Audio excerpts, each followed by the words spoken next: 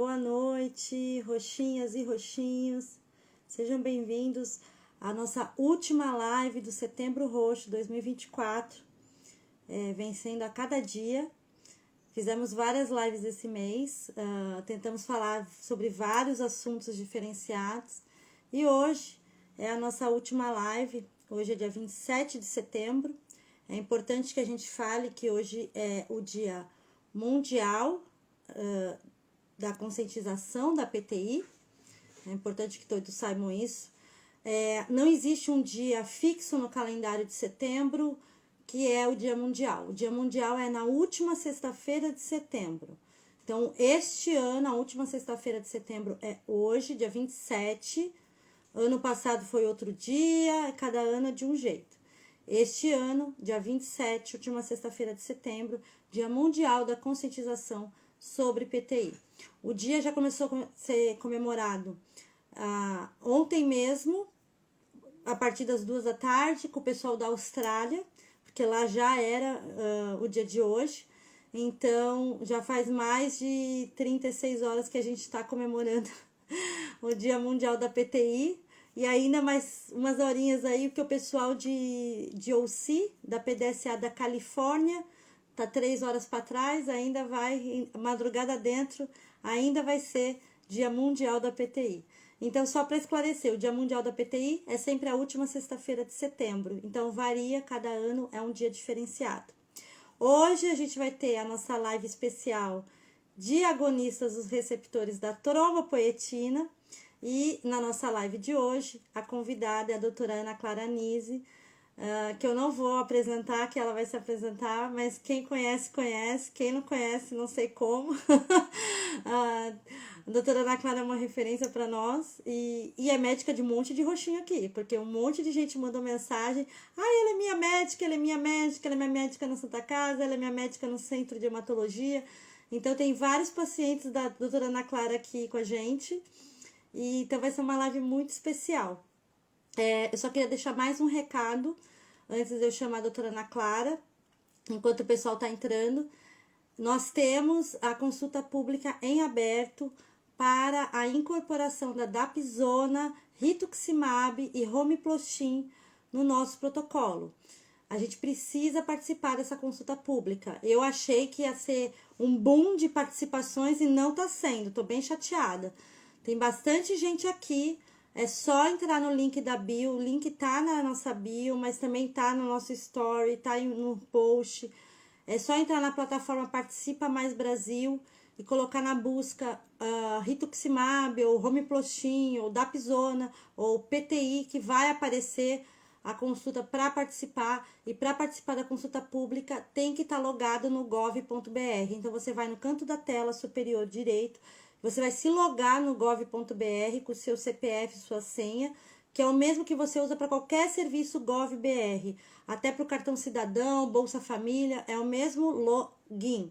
Você se conectou, aí você preenche os dados. E o que pergunta? Na consulta pública, você não coloca seu nome, RG, essas coisas não aparecem. É a data de nascimento, estado, cidade, região que você mora, se você, a sua raça, né, se você é branco, negro, indígena, né, amarelo, eles colocam as opções que são aceitas no censo, o seu gênero, se você é cisgênero, transgênero, tá tudo lá. E aí você vai preencher e responder as perguntas. Se você já usou algum desses medicamentos, se você usou, você coloca aqui sim, se você não usou, você coloca aqui não. Quais medicamentos você usou, ele pergunta lá, você coloca tudo que você usou para PTI, quais eram os pontos positivos, quais eram os pontos negativos, a cada pessoa varia, então não tem como a gente falar o que você vai colocar, porque cada um tem um ponto positivo e negativo, e preencha a consulta até o final, coloca todas as suas opiniões, tem uma janela no final para você escrever se você concorda ou não com a incorporação, e eu imploro para que todo mundo concorde, porque a gente precisa de mais opções de tratamento no sistema. E aí, qual que é a sua opinião sobre isso? E aí você coloca a sua opinião, você escreve um parágrafo, uma linha, não importa, gente. Você pode escrever, mas eu tenho medo de escrever com erro de português. Não importa, eles aceitam erro de português, erro de gramática. O que eles querem é ouvir a opinião do povo, eles querem a participação do povo. e também dos hematologistas que eu já convidei, vou reconvidar. A consulta fica até dia 7 de outubro. E depois dessa consulta, a gente vai saber se vai aprovar, se não vai aprovar, e vai atualizar o nosso protocolo. Então, a gente precisa muito que todo mundo participe, tá bom? Acho que é isso, já dei os recados, vou chamar a doutora Ana Clara. E aí a gente vai... Muito recado, meu Deus. Ó, já chamei, vamos ver, que ontem deu problema nesse Instagram, né? Por favor, hoje não pode dar problema. Ah, deu certo. Tá entrando. Ih, tô com a tela da videocâmera. Ah, olá, Tudo bem? boa noite, doutora Ana Clara, tudo bem? Tudo jóia. E aí, como é que você tá? Tô bem. É um prazer participar aqui com você, Eu Marília. tenho que voltar no consultório, eu sei. Minha consulta é para outubro, mas eu Ah, tenho que ter agenda para marcar, mas eu vou marcar. Mas tá tudo bem, eu fiz hemograma. não. Então tá bom. Eu falei aqui, mas aqui tem muito paciente que quando eu coloquei o post, mandou mensagem para mim, ah, ela é minha médica, ela é minha médica. Porque você atende no SUS e no particular, e no convênio. Então, tem gente em São Paulo inteiro, né, que acaba sendo paciente seu. E o pessoal tá bem feliz, É, assim. que bom. Ah, é bom, né? Também já estou atendendo já faz uns Já anos, faz uns né? anos. E aí quando gosta do assunto, É verdade. acaba conhecendo bastante gente. Eu não te apresentei porque eu falei que você ia se apresentar, então eu queria que você se apresentasse. Quem é a doutora Ana Clara? E assim, como que você chegou na hematologia e na PTI, assim? Porque a PTI faz parte da sua vida também, assim. Então, como é que foi esse caminho? Faz. Olha, eu sou Ana Clara Nise, eu sou formada e trabalho até hoje na Santa Casa de São Paulo. E foi lá que começou o meu contato. Eu até tive um período na minha residência no Hemorrio, lá no Rio de Janeiro, que eu morei lá por um período, mas eu voltei e terminei a residência na Santa Casa, onde eu estudei, e estou lá até hoje. E esse contato começou lá. Lá havia um ambulatório, que era um ambulatório geral, assim, de diversas doenças, que eu acho muito interessante essa parte de diagnóstico e né, a parte de fazer o diagnóstico, de entender exatamente o que está acontecendo, e por vários caminhos esse ambulatório acabou sendo um ambulatório de plaquetas. Eu sempre me interessei por hemato muito por estímulo dos meus professores na Santa Casa, porque sempre foi um grupo muito bom, de médicos muito competentes e que estimulavam muito. E quando eu passei no Rio de Janeiro, eu me interessei bastante por hemostasia. Então, quando eu voltei para São Paulo, eu fui naturalmente me encaminhando para essa parte de coagulação e de plaquetas.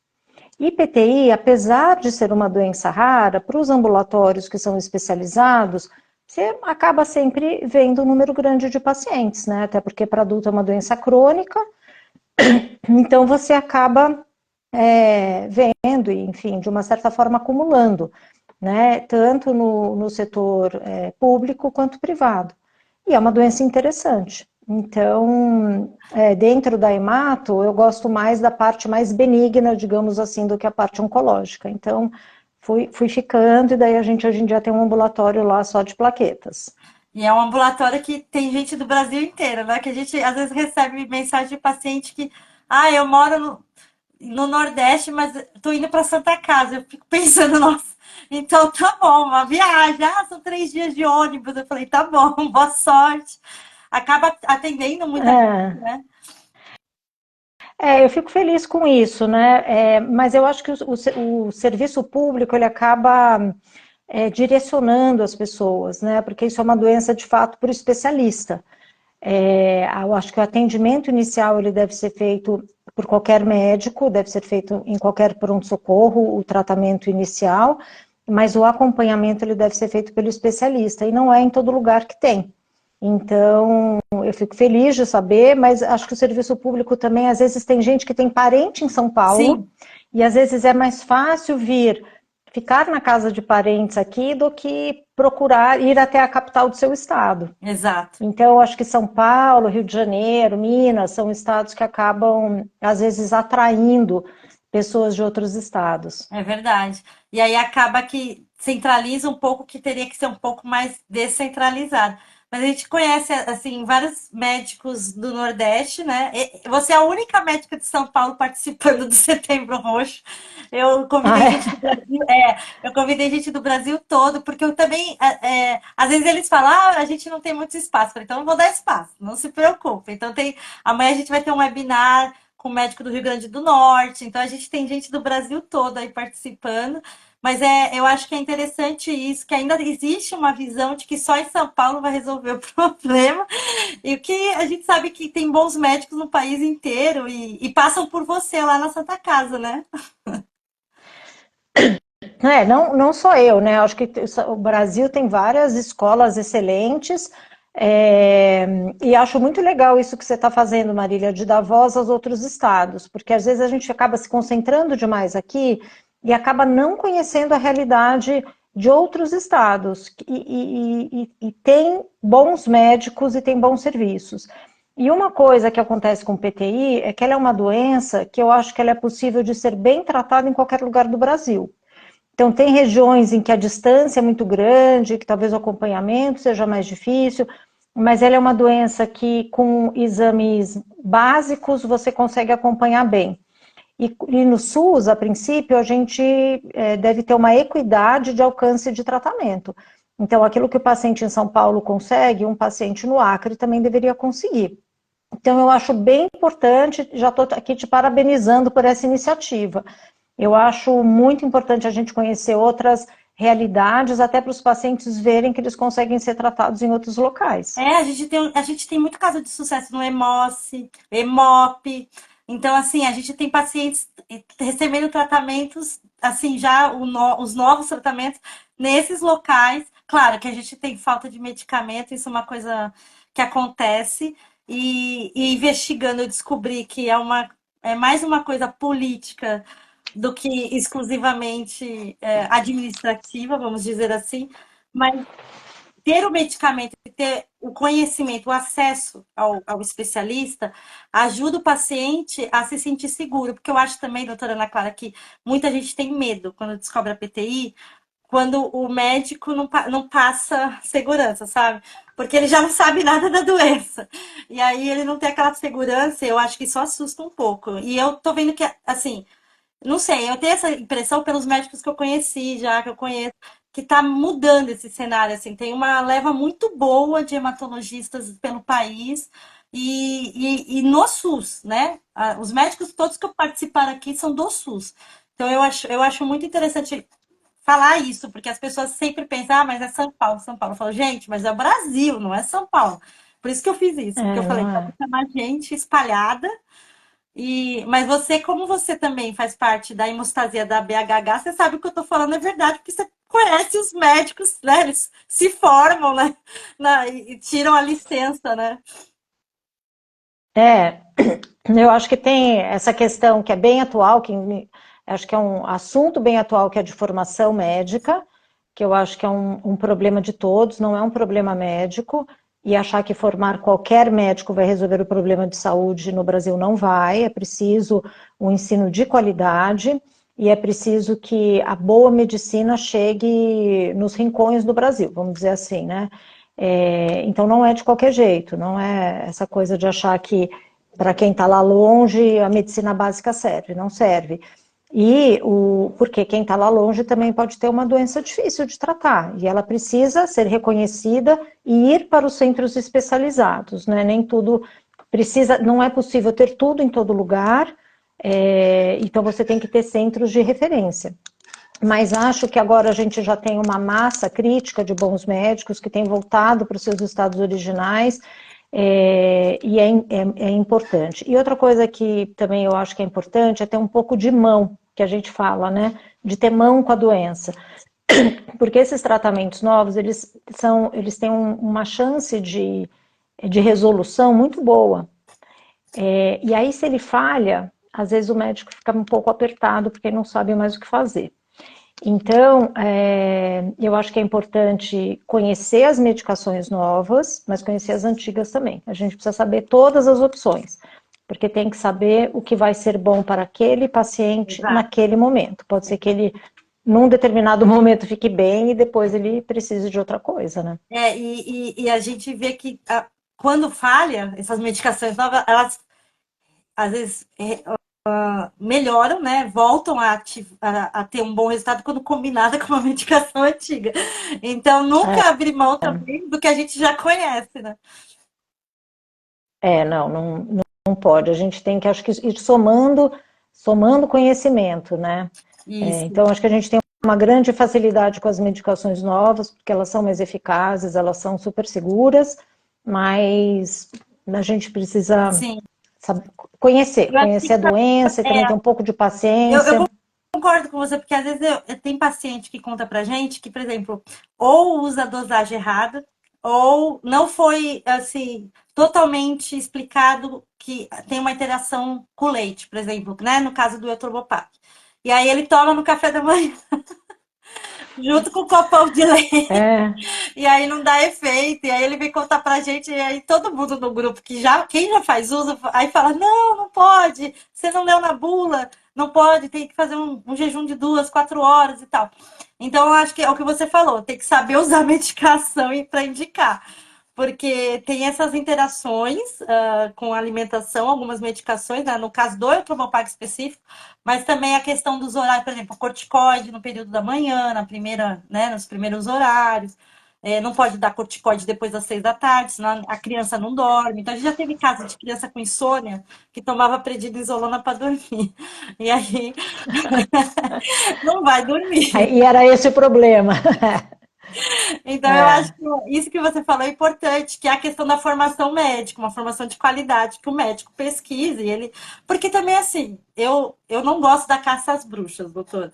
Eu não acho assim, mas o médico tem que saber tudo. Não, essas medicações que a gente vai falar agora, elas têm 10 anos, assim, de uso no Brasil.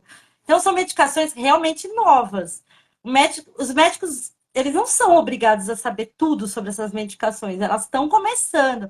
É diferente de um corticoide que está aí há 80 anos e a gente já está cansado de saber. Então, eu acho que também tem que. Eu não sei, para mim é uma construção conjunta, sabe? Dos pacientes e dos médicos, esse conhecimento, assim. eu acho que, bom, quando o médico prescreve, teoricamente Tá, ele tem que saber tudo, é. né? Ele tem que, sim, ele tem que saber orientar o paciente. É que às vezes eu acho que você fica tão na correria e que você não se atenta a dar esse tipo de informação, mas que ela é importante. Isso que você está comentando é super importante, especialmente para o trombopag, porque pode ser o que determina a falha da medicação, né?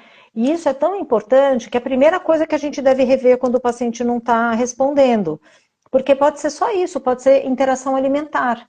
E aí você não consegue absorver toda a medicação, ela não alcança a dosagem sérica que precisaria, ela não faz o efeito que deveria. Então, isso é importante. E esse cuidado, essa atenção, ela precisa ser feita. E aí, se a gente puder fazer comentários gerais aqui, tem essa questão também da medicina moderna, de você fazer uma consulta rápida, de você ser consultado por WhatsApp, Online. de você achar que a distância também é sempre bom, né? Então, a consulta por todos esses motivos e até para conseguir entender quais são as dúvidas, se foram passadas todas as informações, ela precisa ter uma certa formalidade, né? De estar, o ideal é estar o médico na frente do paciente, com algum tempo, né? Alguma calma para poder ver tudo isso. E esses grupos de pacientes, eles são importantes também para essa troca de informação, justamente, né? A experiência de um passada para a experiência do outro, e esse aumento de conhecimento que eu acho também que vocês, pacientes e cuidadores, acabam juntando com essa troca de informações que vocês têm. Então, vocês conseguem se ajudar também Sim. na eventual Não, falha, às vezes né? o médico até falou, mas a pessoa estava tão no automático na É, consulta que ela não prestou atenção nesse detalhe. E aí eu falo, gente, não é o leite, é o é, cálcio, porque por escura tem cálcio.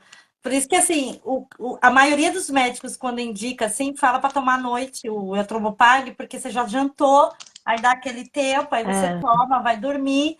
E para a criança, né, principalmente que a criança toma 3, 4 copos de leite por dia, tá na recomendação, inclusive, do Ministério da Saúde. Então, tem essa coisa do intervalo. E às vezes eu falo, será que o médico não falou? Se não, você estava tão ansiosa, tão nervosa ali na consulta, porque é uma informação que passou. Então, a gente está sempre, assim, a gente sempre faz post reforçando isso, por causa desse medicamento, né? Eu estou falando desse específico que tem essa interação. Isso, E aí eu queria te esse perguntar, específico. assim, a primeira pergunta, vamos dizer assim, desse tema. O que é a trombopoietina e o que são os agonistas? Porque é um nome, eu ponho TPO, porque o TPO é o nome que eles usam lá fora, né, para falar desses medicamentos, TPOs, né? Mas é uma sigla que é até mais fácil de falar, agonistas dos receptores da trombopoietina. É um E palavrão porque a só. gente gosta de apelido, né? Em PTI a gente gosta de apelido, né? A gente gosta de Mas assim, diminuir. a, trombo, a trombopoietina, ah, se eu puder explicar aqui rapidinho como que as células se regulam, a gente tem uma produção diária de plaquetas, de hemácias, de glóbulos brancos, e isso precisa ser regulado de uma certa forma. Então, a gente tem uma substância, que é um hormônio, digamos assim, uma substância sinalizadora, que ela vai se acoplar à célula e vai falar, replique-se, né? Então, para glóbulo vermelho, essa substância que sinaliza isso é a eritropoietina, né? Que é para você fazer a poiese, você fabricar os eritrócitos, que são os glóbulos vermelhos. E para as plaquetas é a trombopoietina, que vai fazer os trombócitos, que são as plaquetas. Então, quando você tem um aumento de trombopoietina, você produz mais plaqueta. E um agonista é um estimulador, é uma substância que vai parecer a trombopoietina, ela vai se ligar nesse mesmo receptor celular e vai fingir que é a trombopoietina. Então, ela vai acabar estimulando o megacariócito a fazer essa produção de plaquetas. E Porque depois de muito tem um tempo de dado, fala. assim, tipo assim, aumenta o dobro, aumenta o triplo ou varia para cada pessoa? Varia o que a gente tem, não saberia dizer esse número de quanto você consegue estimular a trombopoiese, ou quanto você consegue aumentar, porque tem outros fatores reguladores também. O que é importante, que é o que a gente mede, que foi medido nos estudos clínicos, é o quanto a plaqueta sobe, que esse é o resultado final que a gente quer. A gente quer que o paciente saia daquela zona de risco de plaqueta muito baixa para o sangramento e que ele fique num nível, então, um pouco mais seguro.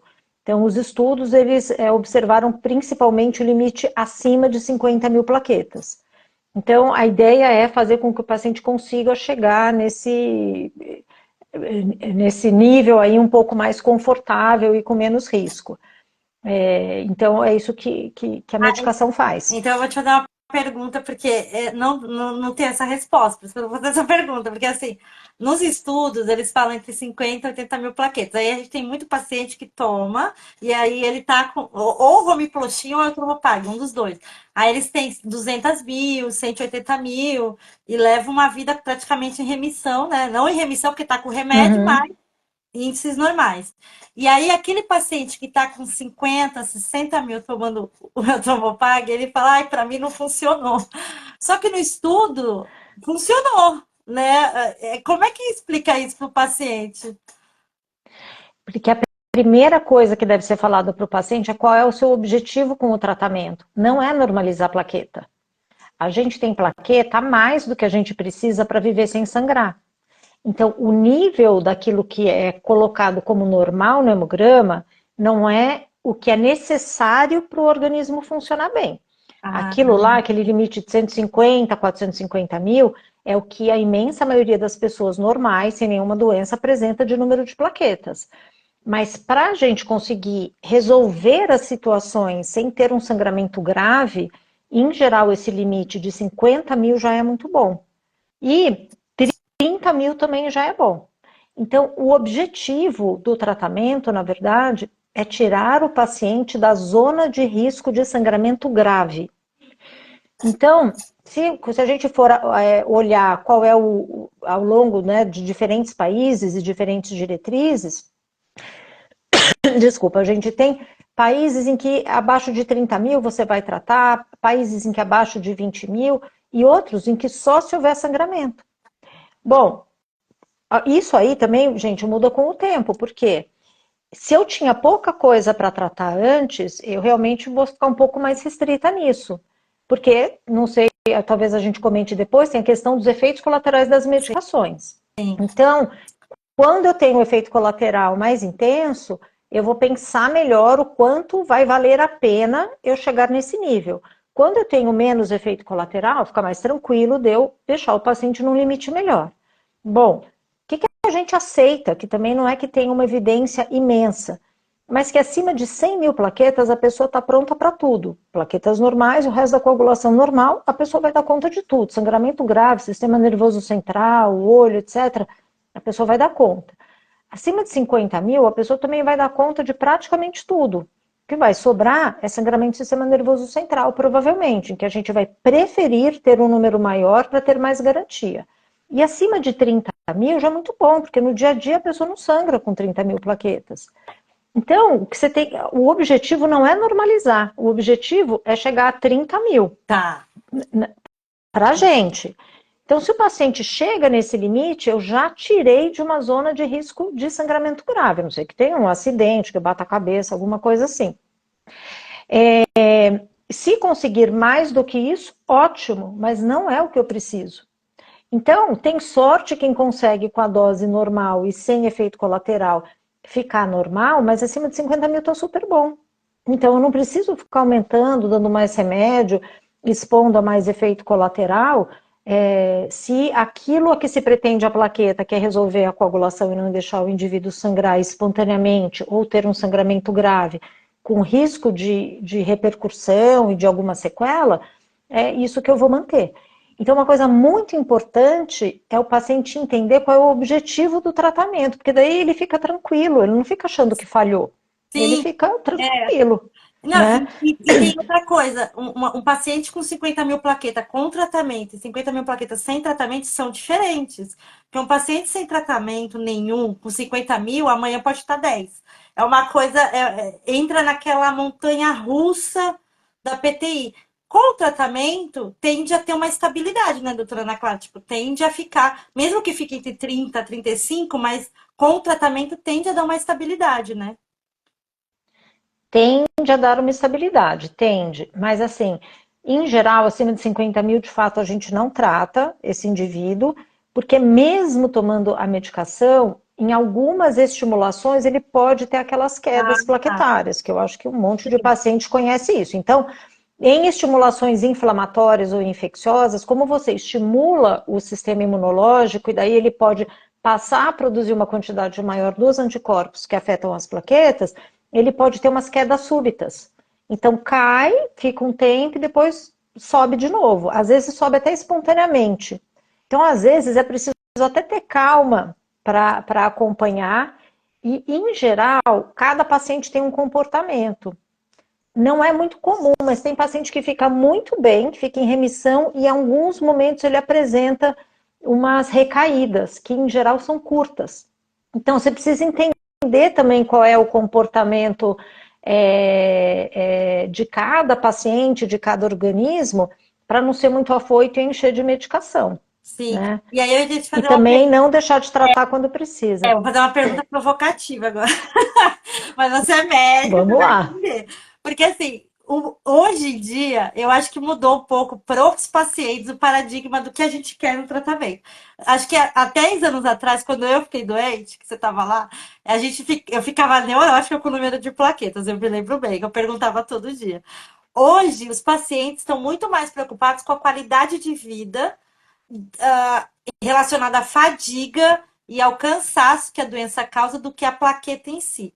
Porque o que muito paciente fala, eu tô com 50 mil plaquetas, mas eu queria estar com mais, porque eu continuo com dor, eu não consigo levantar da cama de manhã, a fadiga é muito forte. Então, eu não sei se esse limiar de 50 mil é um limiar que só considera o sangramento, mas a fadiga, eu não sei, assim, eu não vou falar por mim, porque foi diferente o meu caso, você sabe, meu quadro não é. Eu falo que para todos os pacientes, não me leve como exemplo, que o meu quadro foi completamente fora da normalidade da doença. Mas eu acho assim, que eu É, percebo os pacientes com 80, 90 mil já falam que não sentem fadiga. Quando a gente faz as pesquisas aqui, né, que a gente faz umas pesquisas com paciente, os que têm 80, 90 mil não colocam fadiga como o principal sintoma que incomoda. Agora, abaixo de 80 mil, eles falam da fadiga. E aí eu fico Uhum. pensando, será que a fadiga entra na equação? Porque a fadiga, ela, não sei por quê, aí taxa inflamatória, interleucinas e tal, mas ela tá atrelada à plaqueta, é uma coisa muito, assim, eles falam, a gente sente no corpo quando a plaqueta caiu, por causa que acorda de manhã e não consegue levantar, assim. Caiu. Agora foi. É, tem paciente que relata isso muito claramente, é engraçado, né? Que consegue perceber. Olha, eu acho que tem muitos aspectos interessantes essa questão da fadiga. Primeiro, que lá atrás, bem lá atrás, 30 anos, 20 anos atrás, isso era um aspecto menos falado, até porque o mais importante de fato era o sangramento.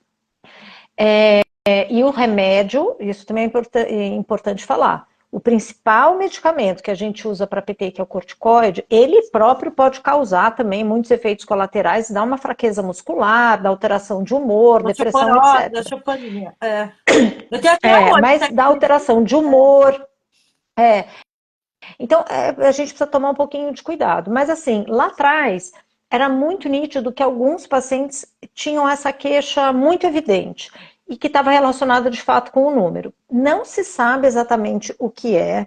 Uma das teorias, que é uma teoria que eu gosto, que eu acho ela bonitinha, é que a plaqueta ela tem uns granulozinhos dentro dela. E nesses grânulos, uma das substâncias que ela guarda é a serotonina. Ah, Então, não tá. se sabe se é isso, né? Ou se é só isso, não se sabe. Mas já se aventou que talvez fosse isso. E uma outra questão que eu acho é que nós nos basearmos em número plaquetário é uma questão muito mais objetiva do que fadiga. Porque fadiga, ela pode dar numa porção de situações, por diferentes motivos, e hoje em dia é todo mundo estressado, todo mundo afobado, é todo mundo cansado, é todo mundo estressado. Todo mundo tem burnout, por diferentes motivos, porque a vida da gente é assim. Então, eu acho que a gente deve valorizar isso, mas é preciso tomar cuidado, porque o tratamento, você oferecer qualquer medicamento, ele tem sempre um risco, ou um custo, ou ele vai alterar a vida desse indivíduo de alguma forma, mesmo o trombopaque que a gente estava conversando. Quer dizer, a pessoa tem que fazer uma preparação, tem que tomar num horário. Tem paciente que acorda à noite para conseguir Tem tomar o muito remédio direito. paciente que acorda Então, 1 hora da manhã para tomar. É, então isso afeta também, atrapalha o sono da pessoa, né? Então, o que acho que é importante para o paciente, inclusive poder decidir o que ele quer na doença dele, é entender bem a doença e os efeitos colaterais das medicações que ele vai tomar.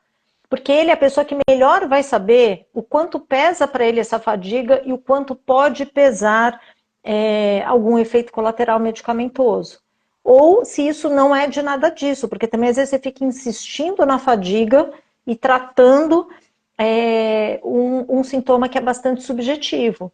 Então, eu acho que é preciso um pouco de calma para entender, para conseguir relacionar, perceber direitinho se é isso ou não, e daí ver se vale a pena realmente fazer esse aumento para atingir níveis superiores.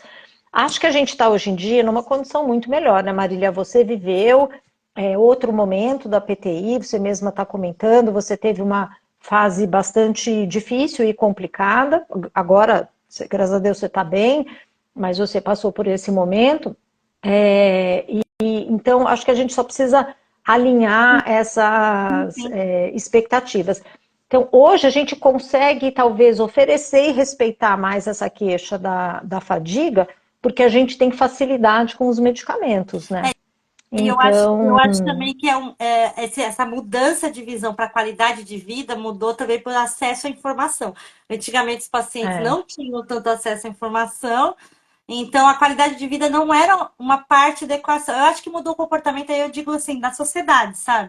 Hoje se busca a é, qualidade de vida, não só uma sobrevida, vamos dizer assim, para qualquer doença rara. E eu já não estou nem falando da PTI, eu acho que na maioria das doenças raras ou graves ou alguma coisa nesse sentido.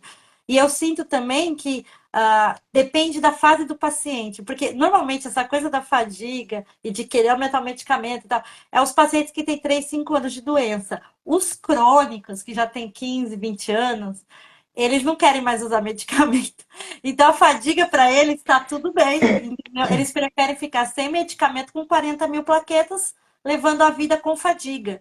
Então é o que você falou, é É, subjetivo também o que o paciente quer aceitar no dia a dia dele, assim, eu acho. e acho importante isso que você está comentando também, porque para a mesma pessoa isso pode ser diferente, essa ponderação ela pode ser diferente em diferentes tempos, né?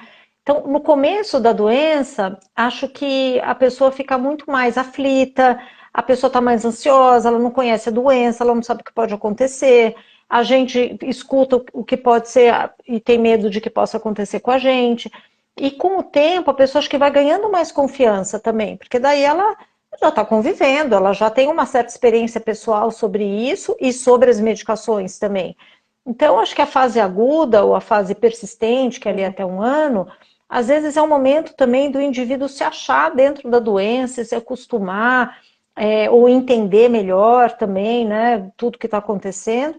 E depois, na outra fase, pensar, porque tomar remédio também, assim, por muito tempo é É difícil. difícil, né? Não é fácil. Assim, A aderência é difícil. eles perguntam muito, pode tomar para sempre o Eltrombopag ou o Romiploxin, que são os que a gente tem no Brasil, né? Porque o Avatrombopag a gente ainda não tem.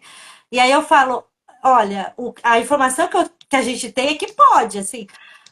Eu acho que o Brasil, pelos os médicos que eu converso, vocês costumam fazer uma pausa a cada 2 anos nesses medicamentos para, assim, pelo menos os médicos que eu conversei, a gente faz uma pausa, faz uma reavaliação, se tem necessidade de continuar ou não. Mas assim, será que você quer tomar esse remédio para sempre? Ou será que você não consegue atingir um nível de normalidade, viver com a plaqueta ali sem o medicamento? Que eu acho que é o que acontece quando o paciente tem muito tempo de PTI, porque a maioria que eu converso com mais de 5, 6, 7, 10 anos, eles não tomam mais, porque acho que eles já Então, passaram dessa fase. porque eu acho que depois de um tempo, assim, no começo talvez você fique mais querendo sair da zona de risco e depois, mais para frente, acho que você quer mesmo é se livrar e ter uma vida normal, né? Sim, Ou mais próximo do normal.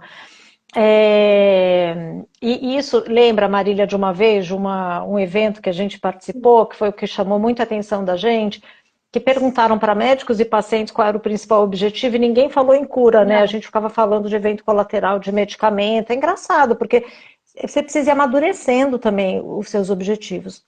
Mas eu acho que tem uma. Eu só queria fazer um comentário a respeito dessa questão dos 2 anos. Não, a medicação ela é bastante segura e sim pode tomar a vida inteira. A gente não tem nenhum dado mostrando que conforme a gente vai aumentando o tempo de uso, apareça algum problema para o indivíduo. Essa medicação já tem muito tempo de uso, já tem paciente com mais de 15 anos, tem 20, estudo né? mostrando Aqui, isso. 20, 25. É, A primeira é, leva de paciente é. Então, assim, ela é segura, né? O que acontece? Tem alguns sortudos, que em geral é menos de 30% desses pacientes, que conseguem entrar em remissão. Eles param de depender do medicamento. Eu estou comentando isso, mas eu não quero estimular todo mundo. Os Sim. medicamentos, a princípio, essa classe é para ser usada continuamente. O que você pode fazer, e você vai percebendo isso com o tempo, é que você vai podendo diminuir a dose ou espaçar a dose, e o indivíduo consegue manter um nível bom cada vez com uma quantidade menor de medicamento. Para esses pacientes, você pode tentar pausar para ver se ele sustenta e consegue ficar sem. Mas eu não faço uma pausa Ah, tá. Só por fazer pausa, entendi.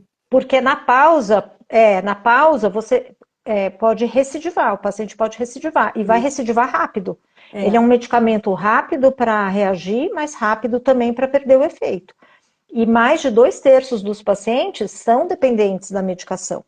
Então, você tem que ir observando. Se o indivíduo dá sinais de que ele está ficando bem com uma dose menor, eu acho que é esse daí que a gente pode testar e ver se ele sustenta. Eu acho importante a questão da dosagem que você falou também. A dosagem na bula é máxima 75 miligramas dia.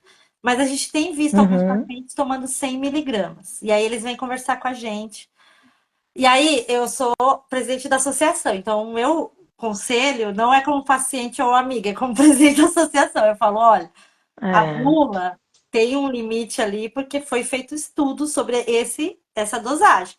Então, conversa com o seu médico se não dá para manter a dosagem da bula, em vez de aumentar para 100 miligramas. Já conheci uma paciente com 125. Porque quando você aumenta fora do que tem em estudo, e aí a gente não sabe os efeitos colaterais porque não tem estudo para isso. Eu sei que existe protocolos de 100 miligramas, já tem alguns estudos sendo feitos no mundo, porque eu já tive acesso, mas não é o que está na bula do medicamento. E aí porque aí, doutora, tem a bula, mas tem o conhecimento médico, entendeu? E aí o conhecimento que Uhum. o paciente, que o médico tem do paciente. Como que você interpreta isso, assim, das 100 miligramas, por exemplo? Olha, eu estou super de acordo com você. Eu acho que a gente precisa ficar dentro daquilo que está comprovado, digamos assim. O que acontece é que para o trombopag, nos estudos iniciais, que a gente chama lá de estudo fase 1 e 2, eles até testaram doses mais altas, tá? E acabaram identificando essa variação de dose de 25 a 75. Então, para paciente de origem asiática, a gente começa com 25, eles precisam de uma dose menor. Para os não asiáticos, a gente começa com 50, podendo adaptar até 75. Então, em medicina, eu costumo dizer que não tem zero nem 100. Não tem nem nada que seja sempre nem nunca. Então, sim, a gente vai precisar pensar, às vezes, muito fora da caixa, em situações muito especiais, que não estão contempladas na bula, mas elas devem ser a exceção. E elas não devem passar a ficar como regra, porque é exatamente isso que você está falando. Esses estudos de qualidade de vida, de evento colateral em longo prazo, não é para essa dose, é para a dose mais baixa. Então, você começa a entrar numa zona em que você não tem como garantir É, aquilo que você está usando. exato. E acho que a gente tem outras opções, você mesma comentou no começo, né? Fazer associações, tentar trocar. Se Sim, não está dando certo com um, por que não tenta com o sim. outro? É possível que você deixou de responder, porque tem paciente que deixa de responder, estava respondendo super bem, um belo dia perde a resposta. Por que você não tenta trocar para o outro? É possível, um número grande de pacientes passa a ter resposta com o outro. Às vezes, parar e dar de novo a medicação, às vezes funciona, associar a dose baixa de corticoide, né? Então, acho que tem todas essas ponderações para se fazer e pensar o que vai valer a pena, mas estou de acordo que, a princípio, o Eu recomendado não fico é muito sair dando assustada, fora coisas da fora. bula. Eu fico fora da bula, me assusta. Que eu falo, tem um estudo, né? Eu não sei, mas eu falo, estou te aconselhando como a presidente da associação. Conversa com o seu médico. Essa pessoa em específica, essa paciente das 100 miligramas, ela já teve trombose. Então, por isso que eu fiquei mais preocupada ainda, porque eu falei, olha, você já teve trombose. Trombose é um risco do Eutropeg, tá na bula que o Eutropeg pode causar trombose. Você já teve uma trombose.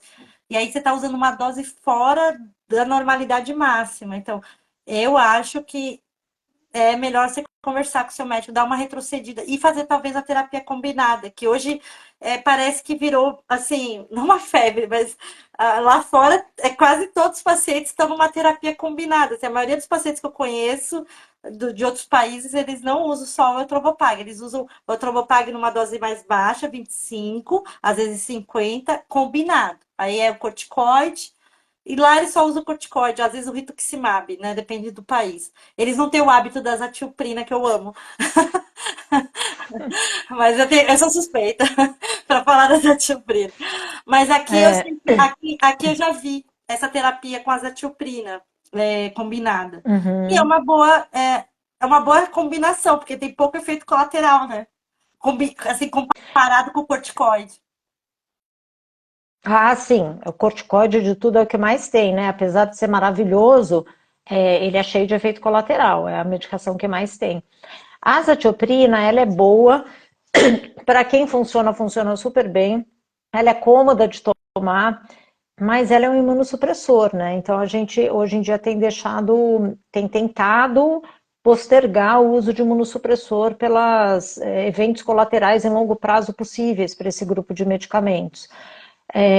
A melhor combinação, a princípio, é com corticóide, porque tem um efeito sinérgico, né? As duas medicações podem se somar, e diferente da combinação com a azatioprina, porque daí o que você estaria tentando fazer é mexer numa parte, né, ou num mecanismo possível de desenvolvimento da PTI, e depois num outro ponto, em outro pedaço do mecanismo. Então, você teria dois bloqueios, digamos assim, para evitar.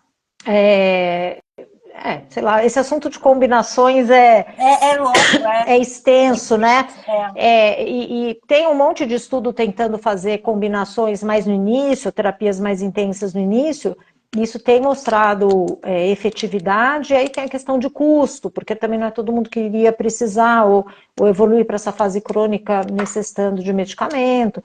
Então, eu acho que tem várias questões aí. PTI é difícil, às vezes, de manejar, porque você tem poucos exames, aliás, nenhum exame que consiga te dar o prognóstico daquele indivíduo, qual que é a chance dele ter resposta ou não, ou de qual é a forma como ele vai evoluir, né? Se recidivante, se vai ficar numa estabilidade, E a se vai ficar PTI, ela super baixo. acontece de várias, assim, tem gente que só no baço, tem gente que é baço e fígado, tem gente que é baço, fígado, medula, tem gente que é mais medula do que baço. E aí, não tem como saber, né, doutora?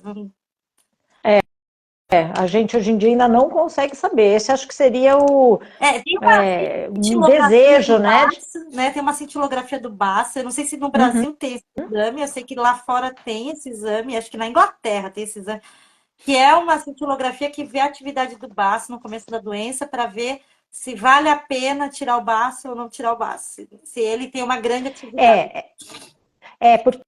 Porque as células que vão retirar da circulação a plaqueta que está coberta pelo anticorpo, elas ficam principalmente no baço. Então, o baço é normalmente o principal retirador de plaquetas. Por isso que a gente tira o baço, porque daí a plaqueta segue coberta por anticorpo, mas ela fica circulando. Para alguns pacientes, que é a minoria, o fígado vai ser um local importante dessa retirada. Então, isso aumenta a chance de não resposta quando você faz a esplenectomia. Isso poderia ser uma explicação de por que não é 100% dos pacientes que ficam bem com a esplenectomia. Eu. E aí, só que esse exame é um exame difícil. Tem no Brasil, sim, esse exame, mas ele é um exame difícil, que ele não consegue também, você não consegue fazer para ter certeza absoluta com ele. É um exame mais difícil de fazer, caro, então a gente acaba não fazendo. Fazendo, né? Eu imaginei. Também acho que nos Estados Unidos não faz, eu acho que só na Inglaterra, lá no sistema deles, mas porque, sei lá, deve ter um centro especialista que faz esse exame. Mas e também assim, eu conversei com a doutora Thaís e com a doutora Natália, que elas participaram do meu caso, elas eram suas alunas, suas residentes. E elas falaram, a sua esplenectomia não funcionou, mas será que não funcionou mesmo? Porque a minha não funcionou na hora, mas aí eu comecei a tomar azatioprina e depois de 3 meses minhas plaquetas subiram. Será que eu teria dado resposta se eu tivesse o baço? Então, é uma incógnita, é uma coisa que nunca teremos uma resposta, assim, de se funcionou ou se não funcionou, né? A gente tem que achar que não funcionou, porque quando funciona, funciona ali. Se Funciona foi de na alguma hora. ajuda depois, né? Mas o que eu acho, assim, interessante, se eu puder comentar disso, Marília, é que você teve um momento em que você foi muito refratária a muita coisa. Isso acontece às vezes. Tem paciente que num determinado momento ele não responde a nada. Você vai fazendo uma sequência atrás da outra, vai, faz uma, faz outra, e depois fica bem, né? Porque você está bem. Eu tô bem. Então, o que acontece no sistema imunológico também? Por que no momento está tão ativado e tão difícil de controlar? Em outro ele se acalma e daí a pessoa fica em remissão. Isso também a gente não consegue entender. Tem vários estudos tentando mostrar a desregulação das células T, a participação de linfócito B, de linfócito T, a desregulação, que a gente chama da relação das células T, TH1, TH2. Mas é difícil você fazer esse estudo para todos os pacientes e para o mesmo indivíduo ao longo do tempo, porque é uma avaliação gigantesca e Não, tudo. é muito difícil. Então a gente vai E indo. os pacientes não É, ficam a no gente, estudo. É difícil, é difícil. não, não é todo centro que tem também. Então, se faz isso só em pesquisa clínica. Mas também você não consegue direcionar totalmente. Por isso que essas medicações que conseguem uma taxa alta de resposta são interessantes, porque mais ou menos independente do mecanismo principal que estiver causando a PTI, 80% dos pacientes vão responder. Então, tudo bem, vou tender a usar esse medicamento que responde bem, Eu né? A queria. gente sabe que, por exemplo, Pode falar. fala, desculpa. Não, eu queria te Não, só para perguntar a complementar. diferença entre eles, porque, assim, muitos me perguntam qual que é a diferença entre o Trombopeg e o Romiplastin, e aí, no caso, o Avatrombopeg, que no futuro próximo, quem sabe a gente vai ter também. Bom, a gente pode pensar no sítio de ação, em que local da molécula lá do receptor da célula eles se encaixam. Daí nisso, o eutrombopag e o avatrombopag são mais parecidos do que o romiplastin, que ele está num outro sítio. Se eles ocupam o sítio natural ou um pouquinho do lado, a via de aplicação, porque o romiplastin ele é parenteral, né, ele é uma medicação subcutânea de aplicação semanal, ao passo que o trombopag e o avatrombopag são de administração oral, então, e diária. Então, essas poderiam ser diferenças entre os medicamentos. Mas eles fazem parte do mesmo grupo, e eles têm todos eles têm características muito próximas.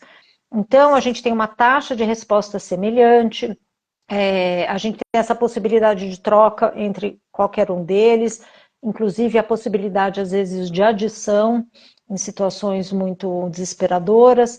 Tem a possibilidade de usar dois deles em situações graves? Mas grave, gravíssima, né? Grave, gravíssima. Nossa, nem consegui Grave, imaginar. gravíssima. Situação grave, gravíssima, já. Por isso que eu falo, não tem 0 nem 100. Então, se você for procurar na literatura, você acaba achando exemplo para tudo, mas não é o que deve ser feito absolutamente, não é ideia. Não está respondendo a uma, a ideia é trocar para outra.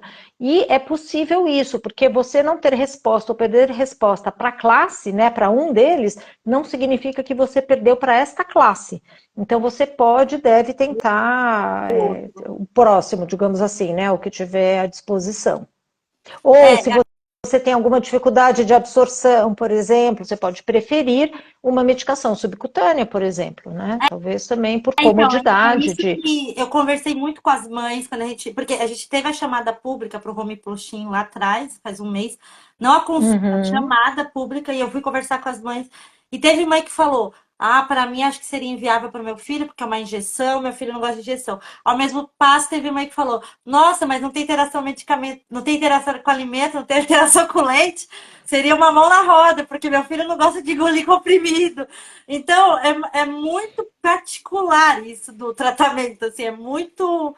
Eu não sei nem dizer, assim, realmente, tem pessoas que preferem um e tem pessoas que preferem o outro pelas diferenças que eles têm. E é o que você falou, às vezes o paciente não responde a um e pode estar respondendo a outro porque eles trabalham em locais diferentes da molécula, né?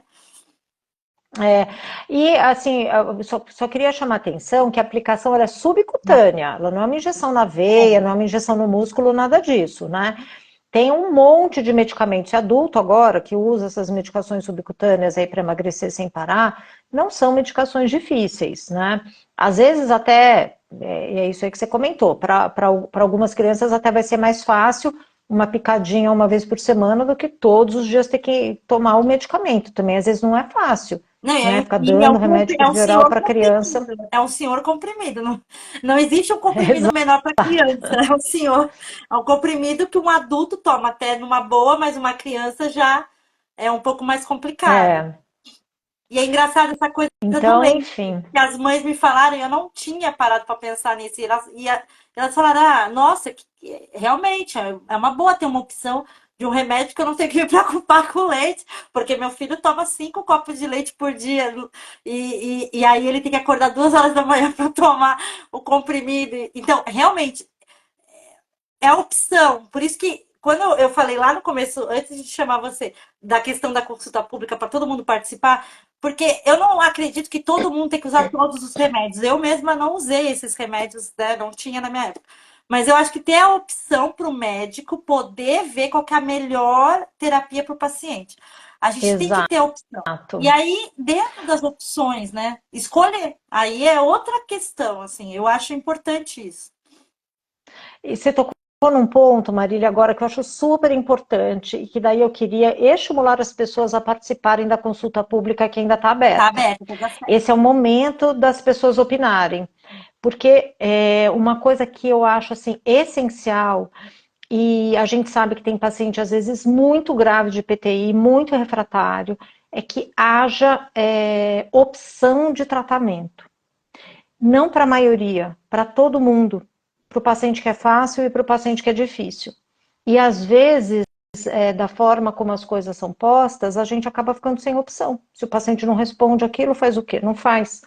Então, é muito importante, eu acho, a participação de todo mundo, que todo mundo possa opinar, Matos se também, concorda, se discorda, né? Se está de acordo, inclusive, pode estar de acordo com o que o Ministério está falando, a Conitec está falando, mas eu acho importante que as pessoas participem disso e exerçam esse direito de opinião. democracia. Essa democracia que a gente Exatamente. tem, que é importante porque assim, não é todo país que escuta os pacientes. A gente tem um privilégio aqui no Brasil de ter essa etapa no meio do caminho, de incorporar ou não incorporar, de nós sermos escutados, né? Então, por exemplo, a chamada pública para criança acabou agora. Foi feito sorteio hoje, já foram escolhidos 2 pais representantes que vão conversar com a Conitec. A gente sempre participa, Uhum. mas a gente é associação, então a gente nunca é escolhido, claro, porque eles querem ouvir os pais. E aí eu já falei com eles, e eles ficaram até apreensivos. Ai, mas será que eu vou falar besteira? Não sei. Eu falei, não, não tem que pensar nisso. Você vai falar a experiência do seu filho. Porque eles querem ouvir essa experiência de quem faz uso, de quem tá lá, o cuidador. E a gente não tem isso em todos os lugares. Exatamente. A parte do paciente, eu acho que é de qualidade de vida. É, Quais são as dificuldades? Sabe por quê? Às vezes o médico e quem está num cargo de gestão, ele não sabe o dia a dia, não sabe se é difícil. Que, por exemplo, o Romiploxin tem que tomar, em geral, tem que ir lá uma vez por semana. É possível ir? Qual que é a dificuldade para a pessoa de ir até um lugar? Qual que é a dificuldade de dar o comprimido para a criança? Como que resolve o horário? A pessoa está lendo a bula, né? Então, não tem bobagem, não não tem. tem que ter medo de falar bobagem, porque é a experiência do indivíduo que conta. E é essa experiência particular do dia a dia, não precisa ser, não é nada científico. O científico, vão falar os médicos, enfim, os especialistas. Claro, se quiser falar, tá ótimo, mas a parte que ninguém mais pode falar é o dia a dia do paciente, que só o paciente pode falar e o cuidador. Né? O quanto Exatamente. está custando? Tem que sair do trabalho para fazer isso, a criança chora sem parar, não funciona, é difícil ir buscar, porque tem que pegar na rede pública, tem que ir mensalmente, será que era melhor entregar para 6 meses? Não sei. Mas são essas dificuldades que são importantes e que só quem é paciente é que pode contribuir. Exatamente. E também a parte boa, que na bula não vai estar escrito, mas é quem faz o uso ali no dia a dia que vai poder falar: ah, meu filho, antes do medicamento, ele era uma criança postrada, era uma criança que não tinha interação social, não queria ir para a escola, que sangrava, que tinha muita mancha. Hoje não tem. Porque assim, é engraçado como os sintomas eles têm diferentes valores pela faixa etária. Para os adultos, a mancha roxa é o de menos. A gente bota a roupa e a gente não tá nem aí para mancha roxa. A gente não gosta de sangrar. As crianças, elas não gostam da mancha roxa. Elas sofrem bullying com a mancha roxa. Então, é engraçada essa diferença da perspectiva dos pacientes pela faixa etária. Os idosos, o medo deles é o sangramento grave. Eles não gostam quando sangra e também o efeito colateral dos medicamentos nos idosos, né? Eles têm muito medo da pressão alta, porque eles já têm problema de pressão. Então, mais ou menos esse problema.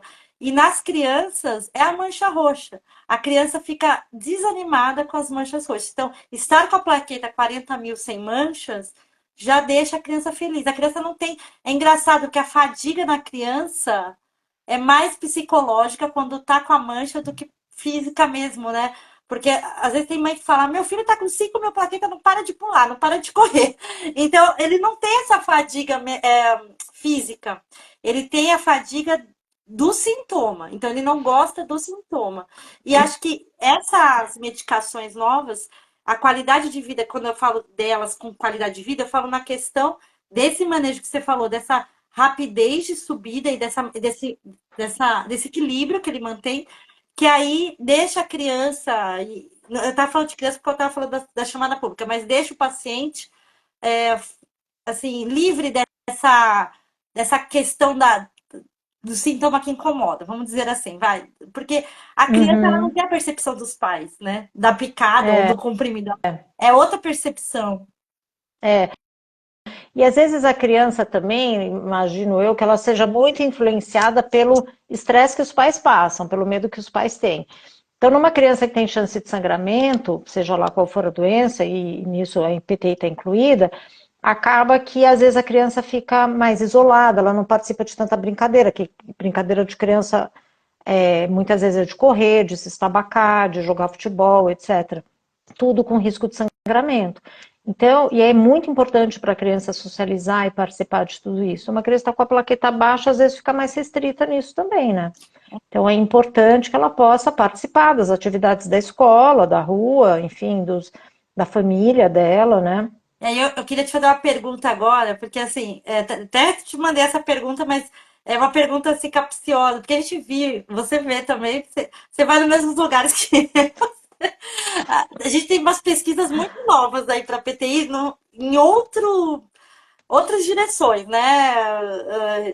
De outros tipos de receptores, uma coisa completamente diferente aí que tá para vir. Mas a gente sabe que vai demorar, que é uma coisa que, por exemplo, no Brasil vai demorar, sei lá, mais uns 5 anos, 10 anos aí. Mas como é que você vê os agonistas agora no Brasil? Você sente que eles são o futuro do tratamento da PTI? Eu acho que eles são a atualidade, porque como a gente tem eles no SUS, eu sinto que eles são a atualidade, né? Eu, pessoalmente, tenho, assim, este sonho de que a gente tivesse disponibilidade, de fato, como eu já comentei, de diferentes coisas e possibilidades aqui no Brasil, ainda que a gente seguisse uma escada, digamos assim, uma opção depois da outra, Sim. pensando em custo-benefício, efeito colateral e etc. Mas o que eu acho importante é que todo mundo pudesse ter acesso a tudo, mais até por esse direcionamento de plaqueta, e acho que em segundo plano por essa opção do paciente, digamos assim. Por quê? Porque talvez a gente pudesse dividir os pacientes em gravidade. Paciente muito, muito grave, que são muito raros, mas esses pacientes eles precisam ser respeitados e a gente precisa achar uma solução para eles, porque esses pacientes têm risco de ter uma sequela muito grave, né? Então, a gente não pode esquecer que PTI é uma doença com uma característica crônica, com uma característica de que as pessoas com quem, né, vocês estão conversando aí, que estão participando, estão se manifestando, estão vivendo, mas tem paciente que é grave e tem consequências graves na doença. E é muito duro ter que enfrentar isso numa doença com tantas possibilidades. No Brasil, atualmente, a gente tem a liberação de um desses medicamentos dos agonistas, que é o Trombopag, e essa classe é uma classe que ela dá resposta rápida, tem uma alta chance de resposta e uma alta chance de manutenção de resposta, com pouco efeito colateral. Então, é muito atraente essa classe de medicamentos. Qual é o problema? Tem um problema que eu acho quando você pensa em gestão, que é custo, porque ela é uma classe de medicamentos mais caros do que outras, né? Ainda. E isso não deve proibir, não deve, e comparativamente também, porque tem remédio como corticoide que é muito barato, como Dapsona, que é muito barata. Mas, na verdade, talvez a gente tivesse que pôr tudo isso aí na balança, né? O tempo de resposta, a chance de resposta, evento colateral, custo, preferência e tudo mais, né? E aí adequação para aquele indivíduo específico, para a situação dele, que também pode variar ao longo do tempo. Pode ser que num momento da vida seja uma, no outro momento da vida seja outro, enfim, a pessoa mude de opção também, e acho que essa porta precisa ficar aberta para o indivíduo. Mas eu, como médica, eu me preocupo sempre mais com esse paciente refratário, porque ele existe, né? Esse paciente muito refratário que mantém risco de sangramento elevado. Então, eu acho importante a gente manter essas portas abertas. Então, no momento no Brasil, é o que a gente tem. Tem outras possibilidades lá fora, tem vários Sim. outros estudos medicamentos sendo estudados. Tem medicamentos que estão sendo estudados para PTI, cuja medicação já tem no Brasil, mas é para outra indicação, que daí a gente não consegue ter acesso para esses pacientes, mas talvez fossem uma boa opção também. Eu conheço Então, assim, às médicos vezes. que estão usando bicofenolato. Tem uns médicos que estão usando bicofenolato porque está disponível, é uma coisa mais acessível e fez efeito. E aí estão usando. E aí é engraçado. É isso. É que nem a Dapsona. A gente usa a Dapsona, e Uhum. aí eu fui falar da Dapsona lá fora e ninguém. O Dr. Cutter falou assim: a gente não usa Dapsona já faz uns 20 anos nesse país, mas é uma ótima opção. Ah, E aí é. foi muito engraçado, doutora Ana Clara, porque foi uma conversa de porta fechada ali, que a gente faz aquelas rodas com os médicos lá no Congresso, no negócio americano. E aí eu sempre vou na roda do Dr. Cutter, porque ele responde, né? A gente provoca ele responde. E aí um paciente americano, quando eu fiz a pergunta, o que ele achava da Dapsona e da Azatioprina, porque o Dr. Cutter conhece o meu caso, ele já falou que eu sou curiosíssima, meu caso. E aí ele falou assim, a gente não usa esses medicamentos já faz mais de 20 anos aqui nos Estados Unidos. Mas são medicamentos ótimos, a Dapsona tem ótimo resultado quando funciona. A Azatioprina é um medicamento que é muito utilizado na África. Ele estava falando, né? Foi falando assim. E aí um paciente americano falou: por que a gente não usa e fica preso a esses que não estão me dando resultado? No caso dele, ele não estava tendo resultado. E aí o doutor É, Couto ficou com aquela cara, assim, né? Tipo, é, é, porque a gente sabe é que isso aí. no caso dos Estados Unidos é por razões financeiras, é por razões mercadológicas. E aqui a gente Então, não tem isso por ter mas um SUS. você já viu, Marília, você já viu como é a diretriz americana? A diretriz americana é super restrita em opção. É É agonista, agonista, ou rituximab ou rituximab. esplanectomia. É, Não, não tem. entendeu? Então não.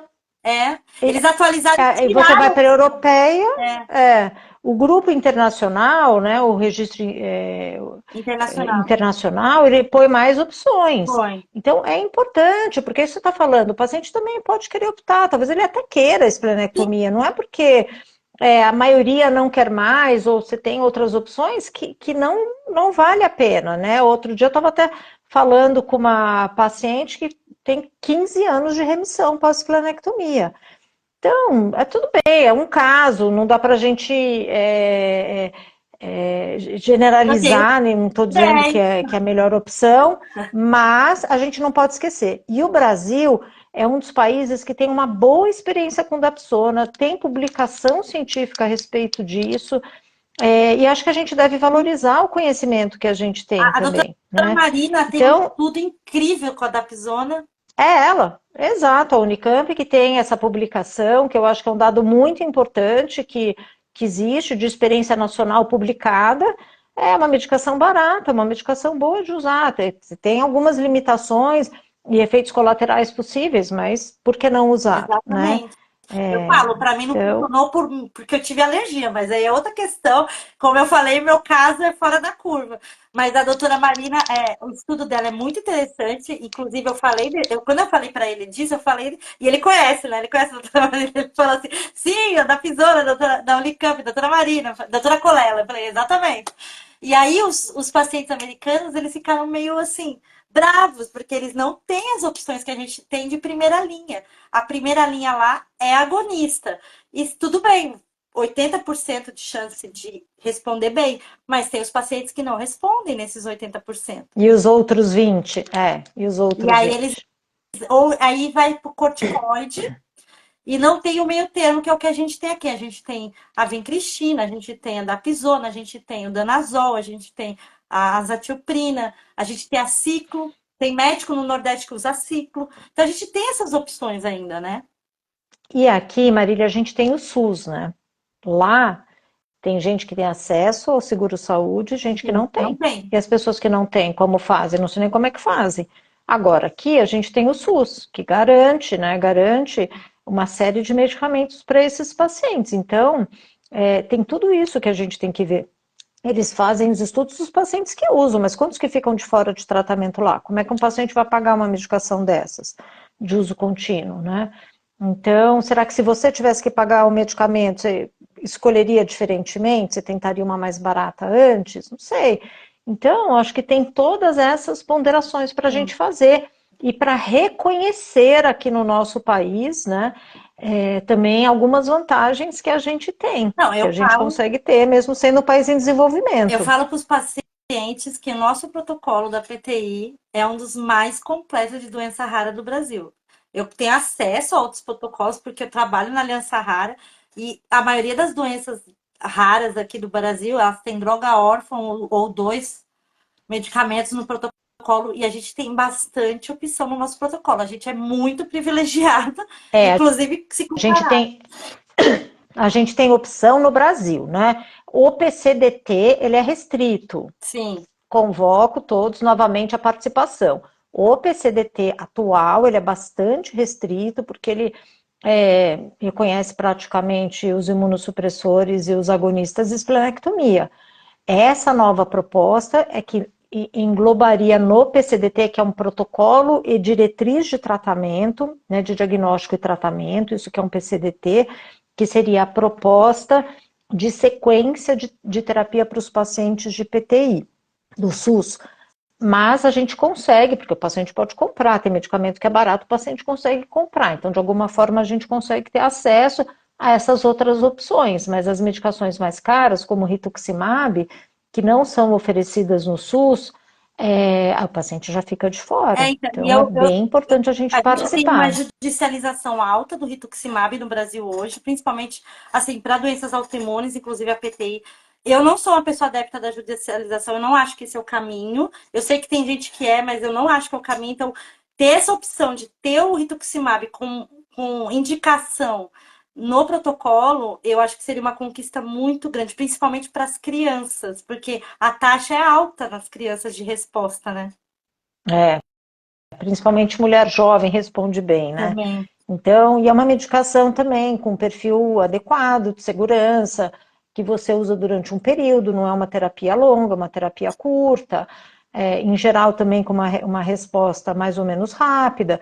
Então, acho que tem tudo isso aí para ponderar. Participem dessa consulta Participe. pública. Não, eu vou fazer uma live semana que vem só de consulta pública, que eu vou chamar. Porque eu já ensinei, Faz, eu fiz um faz. post explicando, porque tem que logar. O que acontece? O pessoal abre a página e tenta preencher e não está funcionando. Mas você tem que logar primeiro no Gov, que eu acho que também é um mecanismo de segurança, e aí você faz a participação. Eu já participei como associação de apoio e vinculada, porque a PTI é vinculada ao meu CPF, CNPJ e CPF.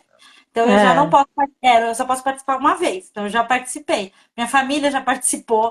Aí eu falo, os pais podem participar, não são só os pacientes, os pais, os cuidadores, amigo, gente que sabe responder as perguntas, que está lá no seu dia a dia e sabe responder, porque tem lá a opção de você colocar, não faço uso do medicamento. Eles querem entender com essa consulta pública se eles realmente estão entendendo o que está acontecendo. E óbvio que eu vi o parecer e eles não estão entendendo. é. Você leu o parecer, você viu, né? Mas o lado de vocês é muito importante, porque quando você avalia dado frio, né, dado estatístico, é uma outra forma de análise. É. Então é muito importante que Eu haja não o entendi, assim. relato. Eu não entendi o comparativo que eles fizeram, porque foi um comparativo unicamente de custo. Porque são medicamentos com ações completamente diferentes. O rituximab é linfócito tipo B e o romiplostim é um agonista. Tipo, eles não são da mesma classe. Assim, eles quiseram comparar as eficácias, mas você não pode comparar a eficácia de medicamentos que agem em lugares diferentes. Eu não sei. Eu achei meio Ó, estranho. eu acho até que dá de uma certa forma, porque o que você quer ver é se você der A, B ou C, qual que como que o paciente vai ficar melhor, né? é? Então, você até poderia comparar. É, mas o que eu acho que é ruim, a comparação ali que eles estão fazendo, é que em PTI, às vezes o paciente faz 2 tipos de medicação, 3 tipos de medicação, 4 tipos de medicação. Então, a gente está fazendo essa comparação em que linha que a gente está Exato. fazendo? Porque a tendência é, depois da segunda linha, achar que é tudo Igual, meio igual. não Então, é? não é. Talvez um paciente de segunda linha, a ponderação seja diferente daquele que você está tentando usar em terceira, em quarta, em quinta ou em sexta. Tem paciente que está fazendo a sexta linha de Eu tratamento, fui assim. né? É, exato, exato. Então, você passou por uma situação difícil, e se a gente não tivesse opção, não tivesse Não, e se eu conseguido, tivesse o que faria? parado, vamos parar na Né? segunda linha, na terceira, né? Se tivesse parado. Pior seria a gente estar amarrado sem conseguir fazer aquilo que você, né, o que o paciente pode estar precisando naquele momento. Então, a ponderação ela não é só se A é melhor do que B ou B é melhor do que A. A pode ser melhor do que B, mas talvez B seja bom quando eu for comparar a C e depois a D e a E. Então, tem a comparação, mas o que eu acho que faltou ali é essa sequência de terapias, né? Mas É. enfim, Eu também acho que faltou, mas a gente está na luta. Você sabe que estamos na luta isso. desde Vamos seguir na 2018. luta. Estamos na luta. Estamos juntas Talvez, nessa luta. talvez eu vá para Brasília mês que vem. Então, estou tentando aí, vamos ver se eu consigo. Estou pedindo uma agenda aí parlamentar para deputada lá no Ministério da Saúde, lá na Conitec, pedir uma agenda lá, porque eu acho que é importante eles entenderem exatamente. Eu acho que o médico no Brasil ele tem que ter o direito de escolher a terapia melhor para o paciente. Quando você limita o protocolo, você está tirando do médico o direito de exercer a medicina. Assim, na minha opinião, Uhum. como paciente, eu vejo. Porque tem paciente que vai precisar de um agonista e ele vai precisar de 2 tipos. Talvez ele não vai responder o primeiro, vai responder o segundo. Tem paciente que com azatioprina vai estar tudo bem. Mas o médico tem que ter esse. Ele não pode escolher o menos pior, sabe? Que Uhum. parece que hoje que ele É, escolhe entre o que tem. Ele tem que ter o direito de escolher entre todos. Ah, não, então vamos ver o que vai casar aqui melhor para esse paciente. Porque você Marília, pode dar o médico. não, eu sei, mas é que quando você é gestor, se você Sim. tem um X, você tem um montante, né? Então você obrigatoriamente precisa pensar em como você vai gastar, é obrigatório. Então eu entendo que o governo não possa deixar tão aberto assim, faz o que você quiser. Porque aí a pessoa vai fazer aquilo que é mais cômodo para ela e para o paciente, etc. E você precisa pensar em custo. Se você quer crescer, você precisa pensar em custo, é que nem em casa, não dá para você ter às Sim. vezes o tênis que você quer, o carro que você quer, você precisa pensar. Então, eu entendo que o governo pense na forma de distribuição dos momentos de uso de medicação, mas aí eu concordo com você que eu acho que a gente deveria ter, ao final, todas as opções e não Exato. ficar E, restrito. Né? Então, talvez as linhas fosse importante que o governo determinasse num PCDT essas linhas de tratamento. Olha, a gente vai usar na primeira linha, a gente vai primeiro vai tentar essa aqui, se o paciente puder. Então, não deu certo, a gente vai tentar a segunda. Vamos deixar essa aqui que é melhor para frente, a outra que é mais cara para trás, sei lá. Pensar, fazer essa conta de somar e subtrair entre eficiência, segurança e custo, porque ele precisa pensar em custo, mas que ao final, para todo mundo houvesse a possibilidade de tudo, e se o paciente precisasse, né? Então, eu acho importante frisar isso, de que é importante que o paciente tenha a oportunidade de usar o medicamento se ele precisar. porque não é para todo mundo. Quando a gente incorpora um Não, medicamento vai desse, ser um número muito é um número pequeno de pacientes que vai pequeno que precisar de vai tudo. precisar de tudo. E provavelmente, assim, não tá descrito isso, tá, gente? Mas provavelmente o Atrobopag ainda vai vir primeiro que o Romiploxin. Por conta da via de utilização dele, por conta do que envolve. Porque o Romiploxin envolve um atendimento ambulatorial, uma enfermeira, todas as outras questões, que talvez o Eltrombopag, ainda Isso. por ser um comprimido, seja mais fácil acesso. Mas é importante ter as opções. A gente já teve, doutora, alguns óbitos esse ano na nossa família roxinha, então, de pessoas que não tiveram acesso às melhores opções. Então, a gente sabe na É. pele o que é isso, porque com certeza o médico tentou de tudo e ele não teve como tentar além, porque ele não poderia. Por exemplo, Uhum. o Romiplostim e o rituximab hoje é só via ação judicial e mesmo que você pegue um advogado excelente, tem prazos, tem dias ali e no estado grave às vezes faz diferença essas 2 semanas. Exato, é. Infelizmente acontece. Então, É, a gente não quer mais que é. aconteça. A gente quer que tenha as opções. Eu não acredito. É o que eu falo, tem muito paciente aqui que é agudo. Usa o corticoide, principalmente depois essa febre que teve aí de dengue, né? No começo do ano teve muita dengue hemorrágica e apareceu Teve. muito paciente novo aqui na PT em Brasil. Ah, eu tive dengue e aí teve uma paciente específica que até a gente indicou para um dos hematos, ele até conversou com ela, porque ela teve uma dengue hemorrágica. E aí, uma PTI foi diagnosticada 3 semanas depois, só que ela não negativava dengue. Eles ficaram Hum, fazendo o exame de vírus dela de dengue e ela não negativava dengue. E aí eu falei pra ela, e ela já estava desesperada querendo ver todas as lives, ler todos os conteúdos. Eu falei, calma, porque eu acho que você ainda não tem PTI. Eu acho que você tá numa dengue longa aí. Calma. Eu acho que você precisa conversar com um hemato que entenda essa diferença. Aí eu passei o contato, ela falou e tal. E realmente, ela voltou pro pronto-socorro, eles trataram a dengue dela. Eu falei pra ela, pede pra eles refazerem o exame da sua dengue. Tava lá, ativa a dengue dela. Ela tá com uma dengue longa, nem sabia que estava tendo dengue longa, mas ela estava com uma dengue persistente de 3 meses. E aí eles trataram com mais medicação, de uma forma mais eficaz, não sei.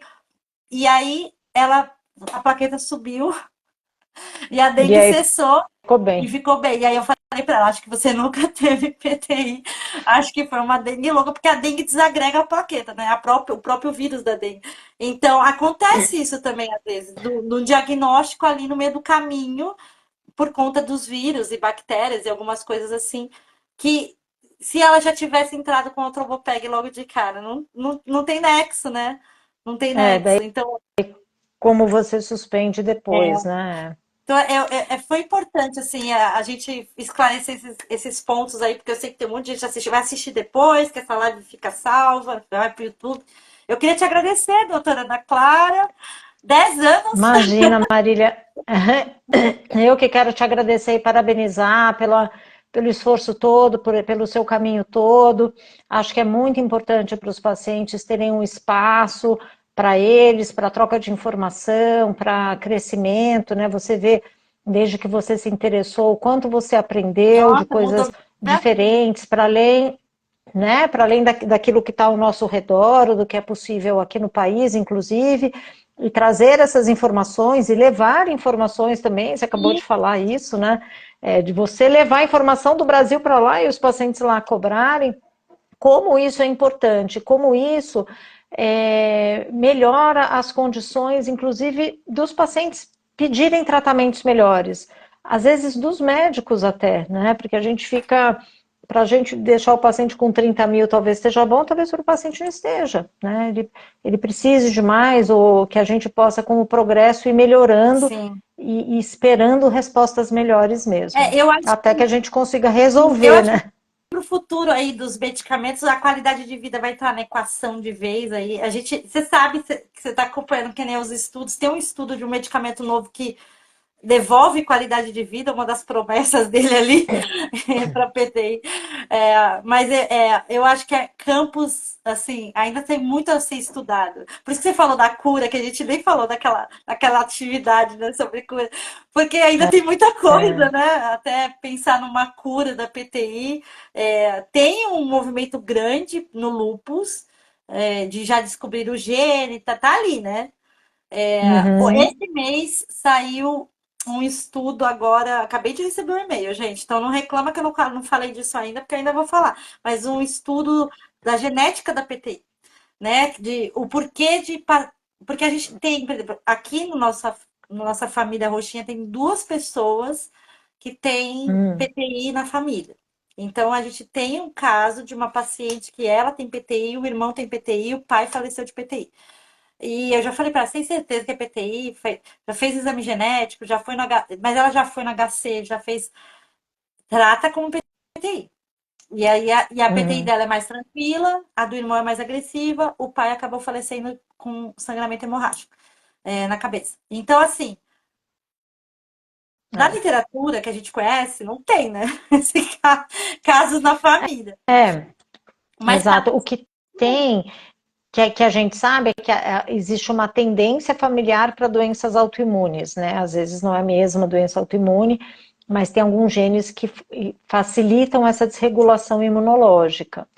E um dos problemas da PTI, que você já deve ter abordado aqui em outras lives, é justamente da questão diagnóstica, porque a gente não tem um exame que diga que é. A exato. gente tem que mostrar que não é o resto. Sim, Então, tem muitas situações em que você fica com muita dúvida, ou que você tenha que repensar se é realmente ou não, né? então, E tem esse algumas caso é doenças. bem curioso. Eu já até falei dele lá fora, já fizeram no HC mapeamento, assim, mas ao mesmo tempo, a gente está na genética avançada na autoimune a ponto de reconhecer no mapeamento que precisa ser achado? Ou a gente ainda não chegou nesse ponto de achar a resposta quando faz uma. Porque adianta você fazer um mapeamento se você não conhece o gene que alterou? Você entende o que eu quero dizer? Então, E não vai ser um gene único, né? Não vai não. ser. Porque isso dá uma desregulação que pode ser diferente para diferentes pessoas. Essa desregulação imunológica pode ser em pontos diferentes do sistema imunológico, né? Então, o que a gente talvez vá achar é esses genes que estão relacionados a maior tendência, Sim, ou até, por exemplo, aqueles raros as raras crianças que têm imunodeficiências. Essas crianças elas têm maior chance de ter doenças autoimunes e entre elas a PTI, né? sim. Então, talvez a gente encontre uma gama aí de genes que podem estar relacionados ou sejam mais comuns nos pacientes com PTI. Sim, eu vi um estudo que está em andamento, mas, gente, é chinês, então a doutora Ana Clara vai me entender. Estudo chinês, eles lançam uma semente e aí eles tentam provar ou não. Assim, tem uns estudos muito mirabolantes, mas tem um estudo de CAR-T, para PTI, começando lá na China. Tem esse estudo de terapia gênica, né? CAR-T para PTI. Eu fiquei muito, assim, assustada quando eu vi o estudo. Eles estão lá em fase 1, tá começando. Mas ao mesmo tempo eu fiquei pensando como que eles chegaram ao ponto de conseguirem aprovar um estudo de CAR-T para PTI. Porque assim, a China tem umas pesquisas muito avançadas, mas ao mesmo tempo que não bate muito com o que a gente tem aqui. Então, eu sei que é sempre o pé atrás ali, né? Eles usam, né? Muita coisa. É, Mas eles têm uns 35 tipos de Eutrobopag na China, já é outra categoria. eles têm outros ali, Eles têm muitos, é. eles têm muitos agonistas na China e eles têm muitos CDs, né? CD20, que nem o rituximab, eles têm vários MABs que só tá lá na China e para PTI. Mas eu vi esse estudo e eu fiquei pensando, tá, não é uma coisa para agora, talvez uma coisa para daqui 7, 8 anos, mas eles levantaram essa hipótese, né? Estão abrindo esse estudo para CAR-T para PTI. E eu fiquei muito curiosa, porque eu falei, mas é uma doença autoimune. Como que, onde que vai entrar isso, né? Então, tá acontecendo coisa, né? A gente não sabe daqui 15 anos o que tem por aí. Tá seguindo, as pesquisas seguem, né? Eu acho engraçado que a PT é um assunto muito estudado. É, sempre que você pesquisa em inglês, né, que você joga lá, tem artigo do Brasil, tem artigo de Honduras, tem artigo filipino, assim, é uma doença autoimune rara, mas é uma doença bem estudada. É o que você falou, acho que as coagulopatias, elas chamam atenção aos hematos, né, para pesquisa. Então, eu fico muito feliz, assim, porque hoje a gente está falando de medicamentos agora que temos aqui, que começaram lá em 98 com essas hipóteses, né? E esses estudos, e agora, 25 anos depois, a gente está com esses medicamentos aí para todo mundo. Então, eu queria te agradecer por ter compartilhado seu tempo com a gente. E queria te Imagina, foi um prazer. um convite. Eu queria fazer um convite para você, mas você já está sabendo, mas eu vou fazer o convite pessoal, assim, na live. A gente vai estar no Emo 24, a PTI Brasil. A gente tem um stand lá. E a gente vai ter o lançamento da cartilha da Violeta para os hematologistas. E agora tem três. versões, ó. A Violeta no consultório e a Violeta no parque também, além da Violeta na escola. Então, eu vou fazer esse lançamento para os hematos lá do Emo 24 e os pacientes infantis da PTI Brasil que são associados vão receber gratuitamente em casa as cartilhas. A gente vai começar a enviar semana que vem. Que é, você sabe, você já viu as cartilhas, elas são um jeito mais lúdico de conversar com a criança sobre o que ela vai estar passando. Ó, ó a plaquetinha. O que ela está Não, passando. super E você legal. vai receber seu kit também, lá no Emo. Não, eu vou passar lá para pegar, pode Então, deixar. tá Mas bom. super importante também essa forma de comunicação, eu acho. É, eu Muito acho que legal essa para ideia. criança não adianta fazer folheto, booklet, né, livreto. Criança É, é mais é. lúdico. É, quando eu falei dessa ideia lá fora, ninguém entendeu nada, porque eles não têm gibi lá, eles não têm Turma da Mônica. E eu falei Nossa! assim, eles não entenderam, mas por que funciona com criança ainda lê no Brasil? Eu falei, então, mas é que a gente tem a Turma da Mônica, vocês não sabem o que que é, mas a gente o gibi é uma coisa que, 7, 8, 9, 10 anos, é uma coisa que ainda chama muita atenção. Eu fiz o teste, né? Fiz uma palestra numa escola municipal da periferia para 200 crianças e elas amaram as Que cartilhas. Então, legal. eu sei que funciona com criança, que a ideia é essa. Isso aqui é para criança, não é para. É, Mas a gente vai mandar, a gente vai entregar pessoalmente para os hematos lá no Emo 24, porque aí ele já tem no consultório também para as crianças. Então, eu queria te agradecer. Você vai fazer parte desse movimento também. que bom, fico feliz, Marília. Um beijo, Obrigada, viu, pelo convite e pela oportunidade. um beijo para você, um beijo para todo mundo, gente. Muito obrigada. Vamos encerrar a nossa última live do Setembro Roxo 2024. Conseguimos. Tchau. Parabéns. Tchau, tchau para vocês.